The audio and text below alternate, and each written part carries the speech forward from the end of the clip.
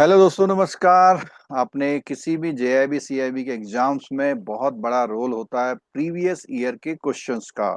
तो इसी सेशन में हम लोग बीआरबीएल का एक और सीरीज लेके आए हैं जिसमें हम प्रीवियस ईयर के जो क्वेश्चंस हैं उनको हम रिकॉल करके आपको आंसर्स भी वहाँ पे बताएंगे और थोड़ा बहुत एक्सप्लेनेशन जो हो सकता है वो भी हम करने की कोशिश करेंगे। ठीक है, तो दोस्तों सबसे पहले बात करते हैं इस सीरीज में। पहला क्वेश्चन है हमारे पास स्क्रीन पे। What is the name of the appellate authority under the information technology act, यानी आईटी एक्ट में अपीलेट अथॉरिटी कौन होती है? तो जैसे जितने भी हमारे एक्ट हैं, जब भी हम कोई शिकायत करते हैं तो उसकी कोई डिसीजन होते हैं, इन सब में जब भी बात आती है तो यहाँ पर आती है अपीलेट अथॉरिटी की बात। तो अपीलेट अथॉरिटी आईटी एक्ट में होता है हमारा साइबर अपीलेट ट्रिब्यूनल बना हुआ है। सेक्शन 48 में हम कोई भी हमें पनिशमेंट मिला हुआ तो हम अपील जो है यहाँ पर कर सकते हैं। ठीक है दोस्तों, दूसरा क्वेश्चन आता है हमारी स्क्रीन पर। At what paid up share capital और average annual turnover limits must a 1% company convert itself into private और पब्लिक लिमिटेड कंपनी? तो आपको मालूम होगा दोस्तों कि जो 1% कंपनी की एक फैसिलिटी मिली हुई है, इस फैसिलिटी को कब हटा लिया जाएगा, यानी कब आपकी कंपनी को 1% कंपनी से एक प्राइवेट और एक पब्लिक लिमिटेड कंपनी पर ले आया जाएगा? तो क्या पेड अप शेयर कैपिटल की बात की गई है? ठीक है, तो टर्नओवर लिमिट आपकी बढ़ जाए, paid up share capital limit बढ़ जाए, तो उसका क्या आंसर है? देखिए दोस्तों, सबसे पहली बात करते हैं। अगर आपकी कैपिटल 50 लाख से ज्यादा एक्सीड कर जाए, एक पॉइंट। दूसरा, आपका टर्नओवर 2 करोड़ से एक्सीड और लिखा हुआ, यानी एनी ऑफ द, कुछ भी आपका एक्सीड कर जाएगा तो आपकी कंपनी को 1% कंपनी से आगे उसका नाम अब प्राइवेट या पब्लिक लिमिटेड कंपनी में उसकी जो फीचर्स होंगे वो कन्वर्ट हो जाएंगे। ठीक है, what is the minimum number of directors required for in private company? एक प्राइवेट कंपनी के लिए मिनिमम जो नंबर ऑफ डायरेक्टर की रिक्वायरमेंट क्या होती है? तो कम से कम दो चाहिए। देखिए 1% कंपनी तो केवल वन चाहिए, लेकिन जो हमारी ये वाली कंपनी है, जो अदर प्राइवेट कंपनी है, उसके लिए कितने चाहिए? कम से कम दो डायरेक्टर होने वहां पर जरूरी होते हैं। ठीक है दोस्तों, नेक्स्ट क्वेश्चन पे आते हैं।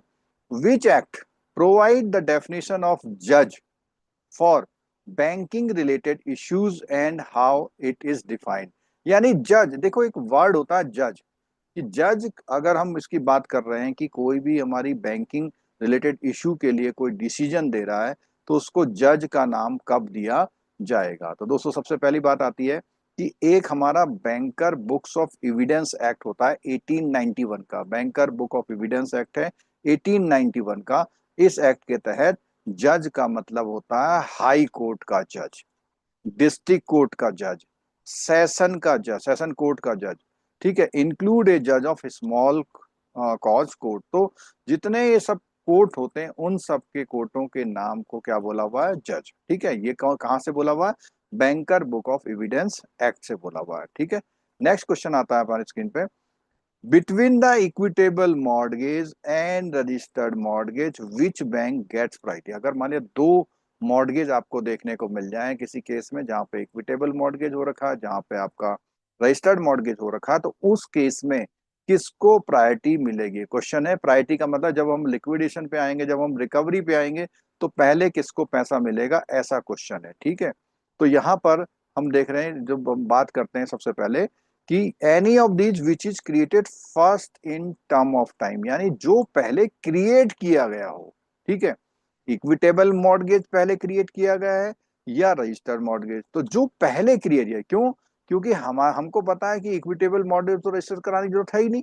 तो मान लिया वो है और एक आपने रजिस्टर करा रखा है, तो ऐसा तो है नहीं कि इसको भूल जाएंगे हम, क्योंकि ये भी एक मॉर्गेज एक्ट में बोला हुआ है। तो जो भी पहले कराया गया होगा उन दोनों में से उसको, अगर मान लिया कोई मॉर्गेज को आपने रजिस्टर्ड पहले करा लिया तो वो पहला नंबर हो जाएगा, या आपने सिर्फ इक्विटेबल मॉर्गेज कर लिया तो वो पहला नंबर हो जाएगा। ठीक है, नेक्स्ट क्वेश्चन पे आते हैं। What is the maximum interim compensation a court can order in a check bounce case under the which section of NI Act? तो आपको सबसे पहले ये मालूम होना चाहिए कि NI एक्ट के तहत क्या है, एंटरिम कंपनसेशन दिया जाता है चेक बाउंसिंग वाले केसेस में, ठीक है। और कौन सा सेक्शन ये कहता है, तो 20%, यानी कि जो चेक का अमाउंट होता है उसका 20% कंपनसेशन इमीडिएट दिया था एंट्रीम ऑर्डर में, बाकी बात केस चलता रहता है, बाद में देखी जाती है। और ये प्रोविजन है section 13A of the NI act. Within how many days can a party make an appeal against DRT decision, DRT यानी डीआरटी के अगेंस्ट में डिसीजन, डीआरटी की ड्रैट की बात आती है यहाँ पे, ठीक है। तो यहाँ पे बात आती है 30 डेज, यानी अब डीआरटी के डिसीजन को ड्रैट तक, डीआरएटी तक, एपीलेट ट्रिब्यूनल तक ले जाते हैं, तो उसके लिए आपको दिए जाते हैं दोस्तों 30 days. Within how many days must a public information officer provide information under RTA Act under special circumstances? यानी कुछ circumstances दी गई हैं, कितने दिनों के अंदर इंफॉर्मेशन, यानी नॉर्मल एक है। अब नॉर्मल में आपको सबको पता है कि भैया 30 डेज में, यहाँ पे हमने बात करी है स्पेशल सर्कमस्टांसेस। स्पेशल जब हम लाइफ एंड लिबर्टी की बात करते हैं कि किसी सूचना से, किसी इंफॉर्मेशन से किसी की जीवन मौत का सवाल है, या उसको कहीं जेल में बंद कर रखा, उसको छुड़वाने का सवाल है, तो वहां पर हम इस केस की बात करते हैं, ठीक है। 48 hours in case of liberty of a person. Next आता है, in which act section is banking defined. तो यहाँ पर किस एक्ट में, सेक्शन में बैंकिंग डिफाइंड। तो हमें पता होना चाहिए कि जब हम बैंकिंग रेगुलेशन एक्ट करते हैं वहां पर हमको बैंकिंग की डेफिनेशन दी जाती है। तो यहाँ पे क्या है, section 5B banking regulation act में बैंकिंग को डिफाइन किया गया। अगर आप याद करें, डिपॉजिट को एक्सेप्ट करना, डिपॉजिट को एक्सेप्ट करना और एडवांसेस को देना, ये हमारा बैंकिंग की डेफिनेशन में, कोर डेफिनेशन में डिफाइन किया गया है, ठीक है, बीआर एक्ट के सेक्शन 5B में। Which act covers the assignment of A actionable claim. तो अब देखो, एक्शनेबल क्लेम है, एक्शनेबल क्लेम क्या होते हैं, अगर हमें किसी से फ्यूचर में कुछ पैसा लेना है, हमने किसी का काम कर दिया, हमने किसी को उधार दे रखा है, उससे पैसा लेना है, तो ये सारी चीजें एक्शनेबल क्लेम के एग्जाम्पल में आती हैं। और एक्शनेबल क्लेम किस एक्ट में है, तो दोस्तों ध्यान रखना, ये है ट्रांसफर ऑफ प्रॉपर्टी एक्ट 1882 में। नेक्स्ट क्वेश्चन आता है, where is the definition of borrower found in the SARFAESI act and who does it include. यानी कि बोरोवर की डेफिनेशन सरफेसी एक्ट में डिफाइन है और इसमें कौन लोग इंक्लूड है। तो सेक्शन 2F जो है इस डेफिनेशन को इंक्लूड करता है। Any person granted financial assistance, यानी किसी को पैसे की मदद की गई है, किससे, बैंक या फाइनेंशियल इंस्टीट्यूशन से, या किसी पर्सन ने गारंटी दी है, तो वो भी एक तरह से का बोरोवर की तरह आता है। और क्रिएटेड मॉर्गेज और प्लेज, तो ऐसे सारे केसेस का डेफिनेशन यहाँ पे 2F में दिया गया। If a thief creates pledge, किसी ने चोरी से सामान चुराया और प्लेज करा दिया, it is not a valid pledge, ठीक है। Which section of the Indian contract act. तो प्लेज, पहली बात आप ध्यान रखना, इंडियन कॉन्ट्रैक्ट एक्ट में है। और चोरी किए सामान को प्लेज करने के अगेंस्ट में कौन सा सेक्शन बताया गया है, तो ये सेक्शन 180। सेक्शन 180 में चोरी की चीजों को प्लेज करने के बारे में गाइडलाइंस दी गई है। XYZ firm having a current account with bank request the bank to return to it। यानी क्या करा है, करंट अकाउंट है यहाँ पर और उसने रिक्वेस्ट किया return to it 3 paid cheque in original, यानी ओरिजिनल चेक है और बैंक ने पेमेंट कर दिया, अब ये कहते हैं साहब मुझे वो चेक दे दो। What the bank should do and under which legal provision. तो बैंक क्या कर सकता है और कौन सा लीगल प्रोविजन, हमारी ये लास्ट क्लास में डिस्कस भी हुआ था, ठीक है। तो पहली बात है, रिटर्न किया जा सकता है, और कौन सा एक्ट है, बैंकिंग रेगुलेशन, बैंकिंग करने, बैंकिंग ऑपरेशनल जो रेगुलेशन है वो सब बीआर एक्ट में है। तो under 45Z of the BR act इस बात को करता है। A traveller cheque has a validity of 1 year till 1/1/13। Traveller cheque की वैलिडिटी यहाँ पर है, but it has not been encashed and purchaser is not traceable. What the bank would do, जो ऐसा पैसा है बैंक को देना था लेकिन वो कोई लेने नहीं आ रहा, तो ऐसी कंडीशन में क्या करेगा। बहुत अच्छा क्वेश्चन है, आपको पता रहना चाहिए। ये कैटेगरी आती है अनक्लेम्ड डिपॉजिट। क्या आती है, अनक्लेम्ड डिपॉजिट। तो आपको पता ही है अनक्लेम्ड डिपॉजिट का क्या किया जाता है, DEAF, depositor education and awareness fund, depositor education and awareness fund है। Bank will transfer the amount due as in the case of unclaimed deposit, ठीक है। नेक्स्ट क्वेश्चन है, an offence has been proved under the narcotic drugs and psychotropic substance, what is the maximum imprisonment. तो आपको यहाँ पे ध्यान रखना, normal तौर पर ये इम्प्रिजनमेंट पीएमएलए में 7 ईयर है, लेकिन स्पेशल केस में, इस केस में ये कितना है, 10 ईयर है। ठीक है, नॉर्मल केस में पीएमएलए में पनिशमेंट 7 साल का, 3 से 7 साल का, लेकिन यहाँ पर कितना है, 10 साल। विच section of Indian contract act defines the bailment, bailment कौन से सेक्शन में, तो हमें बहुत साफ साफ पता है, प्लेज की बात करें और इंडेम्निटी की बात करें या हम गारंटी की बात करें या बेलमेंट की बात करें, सारी कॉन्ट्रैक्ट एक्ट में है और ये सेक्शन 148 में ये डिफाइन की गई है। In case of which mortgage there is a personal liability of the borrower to pay, and an absolute transfer of the property also takes place in favor of the mortgagee, but it can be created in a specific community। यानी किसी विशेष समुदायों के लिए ये जो है type की mortgage है, जहां पे बोरोवर की पर्सनल लाइबिलिटी है, पर्सनल लाइबिलिटी टू बोरोवर, और ट्रांसफर प्रॉपर्टी का हो जाता है। ठीक है, तो हमारी जो 6 टाइप की जो मॉर्गेजेस थी, उससे उससे बेसिस ये क्वेश्चन है। तो हमने स्पेसिफिक कम्युनिटी की जो बात करी है, बेसिकली जो हमारे क्रिश्चियन हैं, तो ये इंग्लिश मॉर्गेज में ये प्रोविजन किए गए हैं स्पेसिफिक कम्युनिटी के लिए, क्योंकि उसमें वो हिंदू नहीं होना चाहिए, सिख जैन पारसी, सिख जैन बौद्ध ये नहीं होना चाहिए, तो ये स्पेसिफिक किसके लिए है, ये क्रिश्चियन कम्युनिटी के लिए है। If a bank releases securities held against the principal debtor without the surety consent, यानी सिक्योरिटी से बिना पूछे मेन लोन लेने वाले की सिक्योरिटी को हमने रिलीज कर दिया, ठीक है, और negligently allow the debtor property to be wasted and the surety remedies impaired, the surety is discharged, this यानी कि अगर आपने बिना श्योरिटी से पूछे हुए मेन बोरोवर की प्रॉपर्टी को रिलीज कर दिया, तो वो जो श्योरिटी है वो भी डिस्चार्ज होता है। कौन से एक्ट में ये प्रोविजन है, तो दोस्तों बात करते हैं, जब हम बात करेंगे प्लेज की या इस तरह की बात करेंगे, तो ये जो चार्ज है ये बेसिकली कवर तो होता है कॉन्ट्रैक्ट एक्ट में।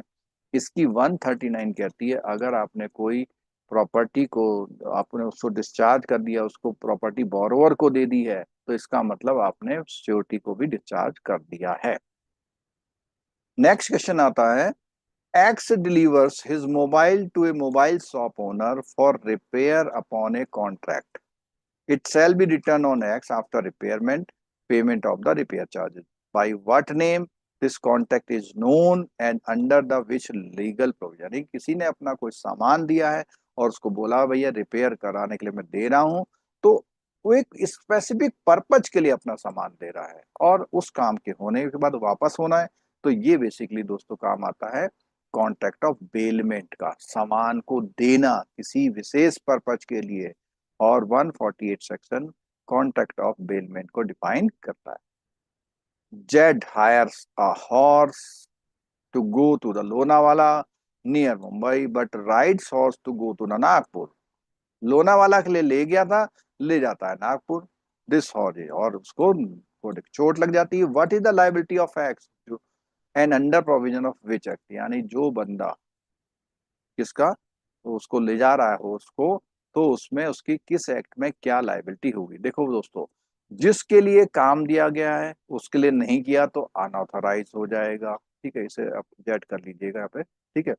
और सेक्शन 154 इंडियन कॉन्ट्रैक्ट एक्ट का बोलता है, अगर आप उस पर्पज के लिए नहीं यूज करते हैं और उसमें कोई नुकसान हो जाता है तो उसकी भरपाई आपको भरनी पड़ेगी।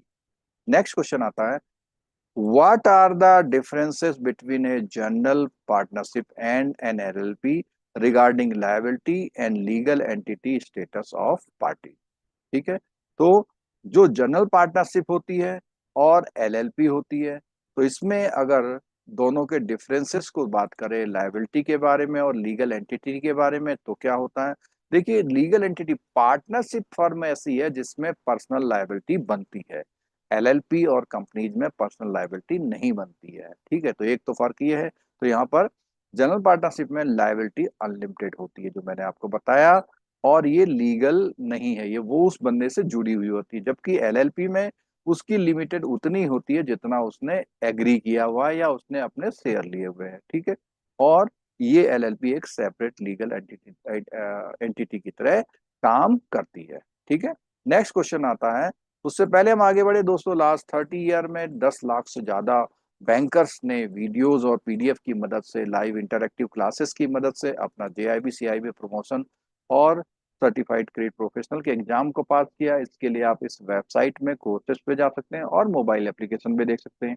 अगर आप मॉक टेस्ट करना चाहते हैं इन सब एग्जाम्स के तो यहाँ अवेलेबल है। तो यहाँ पर सीआईबी के सभी पेपर के यहाँ पे मॉक टेस्ट अवेलेबल है, JIBCIB online.com पर अवेलेबल है। यहाँ पर जाके आप इन टेस्टों को चेक कर सकते हैं। नेक्स्ट क्वेश्चन आता है, a cooperative bank has branches in MP, Rajasthan, Maharashtra. तो बेसिकली यहाँ पे क्वेश्चन साफ साफ दिख रहा है कि उसकी ब्रांचें कई सारे स्टेट्स में है, ठीक है। तो addition to the BR act, it will be regulated under the which other act regulated cooperative bank, यानी कि एक तो बीआर एक्ट तो बैंकिंग करेगा करेगा, और कौन सा एक्ट है। तो दोस्तों जब ये कोई भी कोऑपरेटिव बैंक कई स्टेट में काम करता है तो सिंपल बात है, multi state cooperative societies act. अगर एक स्टेट में काम करता है तो उस स्टेट का कोऑपरेटिव सोसाइटी एक्ट इसमें मदद करता है, ठीक है। What is the tenure and the age limit of chairperson of DRAT? DRAT के जो चेयरपर्सन होते हैं उनकी एज और उनका टेनोर क्या है, ठीक है। तो बेसिकली दोस्तों इसमें एज बढ़ गई है, तो यहाँ पर 5 साल का टेनोर और एज कर दी गई है 70 ईयर्स तक। किसके लिए? DRAT के चेयरपर्सन के लिए एज आ रही, ठीक है। RBI may inspect books and accounts of any authorized person for forex transaction, like banks and money changer, to ensure compliance with the rules, regulations, and directions relating to the such transaction operation. RBI draw these powers from the which? ये सब power RBI के पास कहाँ से आई है? देखो, हम लोग बात करते हैं RBI एक ऑफिस है, ये ऑफिस कई लोगों के लिए काम करता है। अब मैं बताता हूँ कौन कौन से लोगों के लिए काम करता है। आरबीआई कुछ काम तो पीएमएलए ने जो बोला हुआ वो आरबीआई देख रहा है, ठीक है। उसके साथ साथ में हमारा फेमा है, ठीक है, फेमा भी कुछ काम आरबीआई से कर, इसी की तरह हमारा बीआर एक्ट है, ठीक है। ये जो काम कराए जा रहे हैं वो आरबीआई से कराए जा रहे हैं। और यहाँ बात आ गई किसकी? फॉरेक्स की। तो फॉरेक्स हमें मालूम होना चाहिए, फेमा का सेक्शन 12 आरबीआई को ऑथोराइज पर्सन के लिए उनके चीजों को चेक करने, उनकी बुक्स और अकाउंट को चेक करने की पावर आरबीआई को जो मिली है वो ऐसे मिली है, ठीक है। नेक्स्ट क्वेश्चन आता है, in a contract of guarantee, when does the liability of surety arises and under which section or act? यानी जो कॉन्ट्रैक्ट ऑफ गारंटी है उसकी लाइबिलिटी श्योरिटी की कब अराइज होती है, कब से उसकी वो मानी जाती है, ठीक है।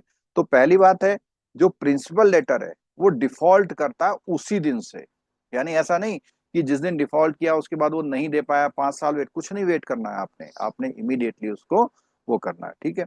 और ये इसकी लायबिलिटी हमेशा ध्यान रखिएगा को एक्सटेंसिव होती है। क्या होती है इसकी लायबिलिटी? हमेशा को एक्सटेंसिव होती है, यानी कि जैसे ही उसकी लायबिलिटी बोरोवर की ड्यू होगी उसी दिन इसकी भी लायबिलिटी ड्यू हो जाती है, ठीक है।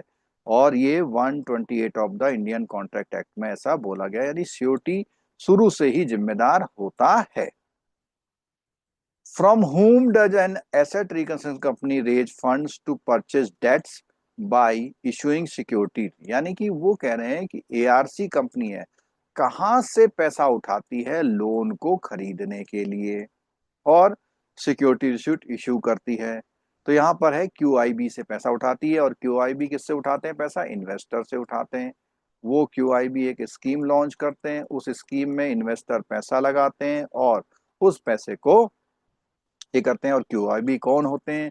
जितने हमारे इंस्टीट्यूशनल इन्वेस्टर हैं, रेगुलर इन्वेस्ट करते हैं, बैंक है, म्यूचुअल फंड है, पेंशन फंड है और insurance company. In a contract of indemnity involving an insurance policy, who is the indemnified? तो कॉन्ट्रैक्ट ऑफ इंडेमनिटी में दो लोग होते हैं, इंडेमनीफायर और इंडेमनिटीफाइड। तो कौन है? तो यहाँ पर आंसर आएगा पॉलिसी होल्डर। क्यों?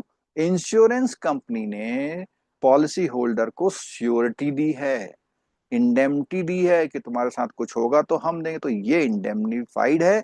और इंश्योरेंस कंपनी इंडेमनीफायर है, इंडेमनीफायर है।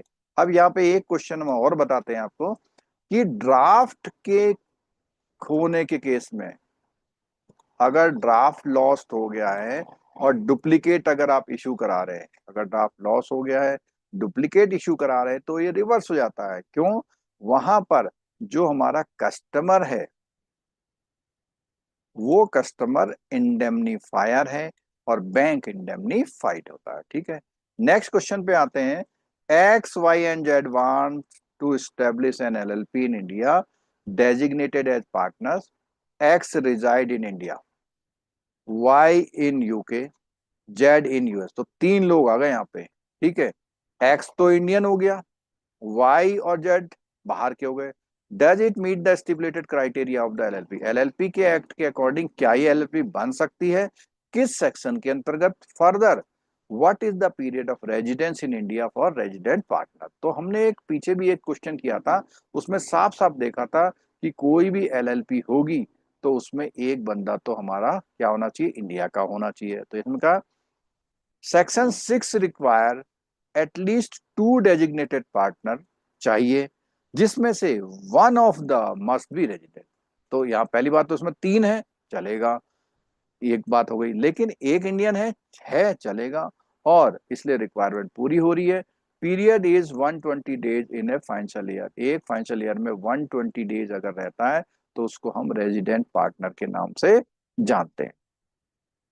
Appointment of directors in a company requires shareholders' permissions when number of directors exceed what number? तो अगर डायरेक्टर्स की संख्या बढ़ जाएगी तो कंपनी को शेयर होल्डर की परमिशन रिक्वायर होती है। ठीक है, तो उसमें कितने से ज्यादा में ये परमिशन लेनी पड़ती है किसी डायरेक्टर के अपॉइंट करने पर?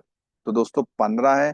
तो 15 से अगर डायरेक्टर एक्सीड करेंगे तो शेयर होल्डर्स की परमिशन फिर कंपनी को लेनी पड़ेगी। ठीक है, नेक्स्ट क्वेश्चन आता है, what is the minimum number of required from a public company? तो यहाँ पर क्या है, हमें पता है पब्लिक के लिए कम से कम 7, ओपीसी के लिए हमारा 1, ठीक है, और सेकंड हमारा आता है एलएलपी के लिए 2। ठीक है, what percentage of the amount must be deposited by a borrower to an appeal DRAT against the order of DRT? DRT के ऑर्डर में DRAT में जाएंगे तो कितना परसेंट अमाउंट इन्वेस्ट यानी जमा करना पड़ता है? तो दोस्तों इसका आंसर आपको सबको पता होना चाहिए। बहुत पहले 75% होता था, बाद में अमेंडमेंट हुआ इसमें, और अब ये है 50%। लेकिन इसमें साथ एक बात और बता दे, it can be reduce to 25% depending upon presiding officer. ठीक है, तो अपीलेट ट्रिब्यूनल में क्या है, 50% जमा करके आप अपील में जा सकते हैं। What is the maximum geographical area of operation in the local area bank? Local area bank किसको बोलते हैं, किस एरिया में अगर ऑपरेट बोल करेगा? तो 3 कंटिजियस स्टेट डिस्ट्रिक्ट में अगर काम कर रहा तो उसे हम लोकल एरिया यानी आसपास के 3 डिस्ट्रिक्टों में काम करने वाले को बोलते हैं। What is minimum paid up capital requirement for a small finance bank? कोई स्मॉल फाइनेंस बैंक है तो उसके लिए मिनिमम पेड अप कैपिटल की रिक्वायरमेंट क्या होती है? 200 करोड़ रुपए। अगर स्मॉल फाइनेंस बैंक है तो 200 करोड़ रुपए होंगे तो उसको हम स्मॉल फाइनेंस बैंक कह पाएंगे, लेकिन मिनिमम 200 करोड़ चाहिए। Within how many months must a minor who was admitted to the benefit of the partnership, अगर वो पार्टनरशिप के बेनिफिटेड में एडमिट हो रहा है, गिव ए पब्लिक नोटिस, वो पब्लिक को एक नोटिस देगा about whether he intends to continue as partner after attaining majority? यानी कि वो क्या करेगा, पब्लिक को नोटिस देगा कब, जब वो मेजोरिटी पे आ जाता है और वो चाहता है कि वो एक कंटिन्यू पार्टनर बना रहे, उसके लिए कितने महीनों में नोटिस देना होता है? तो 6 महीने के अंदर तो बताना होता है लोगों को कि भाई मैं मेजर हो गया हूँ और मैं इसमें एक पार्टनर बना रहना चाहता हूँ, ये नोटिस उसको देना पड़ता है। ठीक है दोस्तों, लास्ट 30 ईयर में 10 लाख से ज्यादा बैंकर्स ने हमारे वहाँ वीडियो और पीडीएफ लेसन के मदद से ये जो है जेआईबी, सीआईबी और प्रमोशन एग्जाम क्वालिफाई किया है। इन कोर्सेज की जानकारी आपको NSTourSchoolofBanking.com पर और मोबाइल एप्लीकेशन पर मिल सकती है। हमारी इंटरेक्टिव लाइव क्लासेस के साथ साथ video lectures, MCQs, case study, interactive live classes और ऑनलाइन मॉक टेस्ट, सब कुछ आपको यहाँ पर अवेलेबल हो जाता है। ठीक है, नेक्स्ट क्वेश्चन पे आते हैं। What was the legal decision in the landmark case of the Mohori Bibee versus Damodar Dharmodas goes to what aspect of the contract? ये बहुत फेमस केस है, बहुत फेमस केस है इस बारे में। ठीक है, ये किस एस्पेक्ट पे, कौन से कॉन्ट्रैक्ट के रिलेशन में है? देखो, बेसिकली ये माइनर्स के बारे में बताता है। तो लीगल क्या है? Minors are incompetent to contract mortgage created by the minor while mortgagee was informed. यानी कि अगर मॉर्गेजी यानी बैंक जानबूझकर किसी माइनर की मॉर्गेज करता है तो वो जो है इनकम्पिटेंट होता है, उसको लीगली बेनिफिट नहीं मिलता है। What is the minimum capital requirement for the payment bank? अभी हमारा लास्ट क्वेश्चन आया था स्मॉल फाइनेंस बैंक, यहाँ पर आ गया पेमेंट बैंक का। पेमेंट बैंक के लिए ओनली 100 करोड़ है, स्मॉल फाइनेंस बैंक के लिए कितना था? 200 करोड़ का कैपिटल रिक्वायरमेंट था। What are the capital contribution percentage of the central government sponsor bank and state government in regional rural bank? तो यहाँ पर तीनों का यहाँ पे आ गया। तो इसको आपको ध्यान रखना है, तीन क्राइटेरिया, यही क्राइटेरिया आपके आईपीओ के इश्यू में भी यूज की जाते हैं। क्या है? गवर्नमेंट 50%, स्पॉन्सर बैंक 15% और स्टेट गवर्नमेंट 15%। अब देखिएगा यहाँ पे, तो अगर हम इसको वैसे बात करते हैं तो यहाँ पर ये होता है रिटेल इन्वेस्टर, किसके लिए है? 35% रिटेल इन्वेस्टर के लिए है। आपका ये एचएनआई के लिए है और ये आपका इंस्टीट्यूशनल इन्वेस्टर के लिए। तो ये आप ध्यान रखेंगे कि जब आईपीओ आता है तो इंस्टीट्यूशनल इन्वेस्टर के लिए जो है 50% तक का कोटा होता है, और स्पॉन्सर बैंक की जगह रिटेल कस्टमर के लिए। तो ये तीनों याद रखना, तीनों के शेयर जो है यही है। ठीक है, नेक्स्ट क्वेश्चन आता है, which type of creditors are included in committee of creditors formed under the insolvency and bankruptcy code? ठीक है, only financial creditor, operational creditor are not. अब देखो, यहाँ पर जो लोगों का कमिटी ऑफ क्रेडिटर्स की बात आ रही है, तो कमिटी ऑफ क्रेडिटर्स किनकी होती है? जिन्होंने लोन दिया हुआ है। जो किसी अपने कारोबार के पैसे उधार लेना चाहता है वापस, उसको हम ऑपरेशनल क्रेडिटर बोलते हैं, उसको हम इसमें शामिल नहीं करते। यानी बैंक और फाइनेंशियल इंस्टीट्यूशन होते हैं, ऐसा समझ लीजिए। ठीक है, what is the limitation period of the mortgage foreclosure? देखो, मॉर्गेज के लिए तो 12 साल है, लेकिन मॉर्गेज फोर क्लोजर के लिए जो हमारा कंडीशनल सेल वाला मॉर्गेज है उसमें 30 साल की जो है लिमिटेशन पीरियड है। 30 साल तक आप इसको कर सकते हैं। What are the duration and age limit for presiding officer and debt recovery tribunal? तो हमारे देखियो एक क्वेश्चन आया था लास्ट टाइम में, जो हमारा चेयरपर्सन होता है, ये वाला क्वेश्चन आपका आ गया है किसके लिए? आपका आ गया है प्रिजाइडिंग ऑफिसर के लिए। ठीक है, based on the older norms it is 4 year 67 of the age. ठीक है, तो अभी मैं आपको बता दूं कि अब नए अमेंडमेंट में दोनों की एज अब बराबर कर दी। ये क्या है? ओल्डर नॉर्म से अभी क्या है, दोनों की एज कितनी कर दी गई है? 70 कर दी गई है। ठीक है, in which type of mortgage does the rent income of property go to the mortgagee? यानी कौन सी मॉर्गेज ऐसी है जिसमें जो है इसकी प्रॉपर्टी मॉर्गेजी जो है उसको जाएगी? यानी बैंक अगर मॉर्गेज कर तो बैंक को जाएगी उसकी जो रेंटल इनकम है। ठीक है, तो इसमें क्या है? स्यू फ्रुक्चरी मॉर्गेज ऐसी होती है जिसमें ऐसा किया जाता है। ठीक है, who has the power of rectify and correct the recovery certificate originally issued by the presiding?